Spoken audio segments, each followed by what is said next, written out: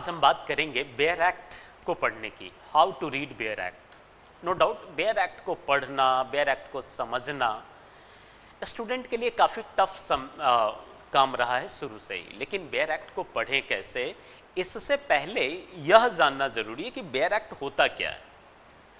Bare act हम किसे कहते हैं? एक्चुअल में बेयर एक्ट मूल विधि को कहते हैं जिसे पार्लियामेंट पास करती हो, राइट। जो वर्तमान में आजकल जो हम लोग देखते हैं ना कि बेयर एक्ट में भी कमेंट्रीज होती है, वो कमेंट्रीज पार्लियामेंट के द्वारा दिया गया नहीं होता है। कमेंट्रीज उस धाराओं को समझाने के लिए लिखा गया होता है। तो इसी वजह से बेयर एक्ट बोलते हैं ओरिजिनल लॉ को, एक ऐसा एक्ट जिसे कि पार्लियामेंट ने मूल रूप में, जिस रूप में पास किया है उसी रूप को हम बेयर एक्ट कहते हैं। तो ऑब्वियसली पार्लियामेंट ने जिस रूप में पास किया है उस रूप में पढ़ना, चूँकि इंग्लिश हो या फिर हिंदी हो, शुद्ध हिंदी होती है तो थोड़ा सा समझने में डिफ़िकल्टीज आ सकती हैं। अब सवाल है कि बेयर एक्ट को पढ़ें तो पढ़ें कैसे।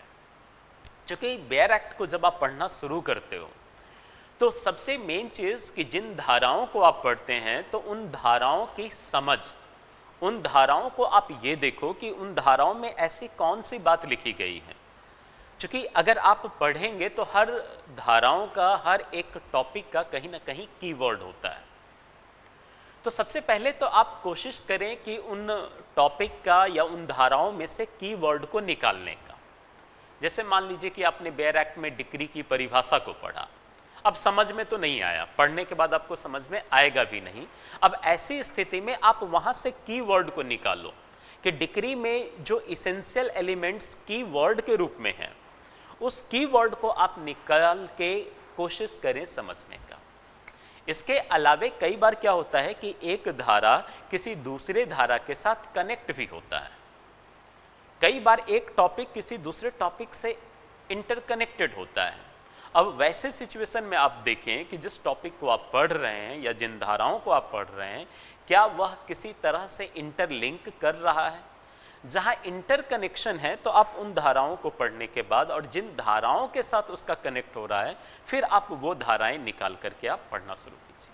आप देखिए कि दोनों ही धाराओं का किस प्रकार से एक दूसरे के साथ इंटरकनेक्शन है, और जब आप कनेक्ट करके पढ़ेंगे तो फिर वही बेयर एक्ट आपके लिए धीरे धीरे आसान होना शुरू हो जाएगा। इसीलिए बेयर एक्ट को पढ़ना स्टार्ट कर दो, क्योंकि जब आप न्यायिक सेवा की तैयारी करते हैं तो बेयर एक्ट को पढ़ना और बेयर एक्ट को समझना, बेयर एक्ट में जो बातें लिखी गई हैं धाराओं के माध्यम से या फिर ऑर्डर रूल्स के माध्यम से, सीपीसी की बात करें तो आप उनको समझें और समझ करके थोड़ा सा रुकें और उसको एनालाइज करें। जब आप एनालाइज करेंगे तो फिर बेयर एक्ट में धीरे धीरे आपकी समझ विस्तृत होती जाएगी। धन्यवाद।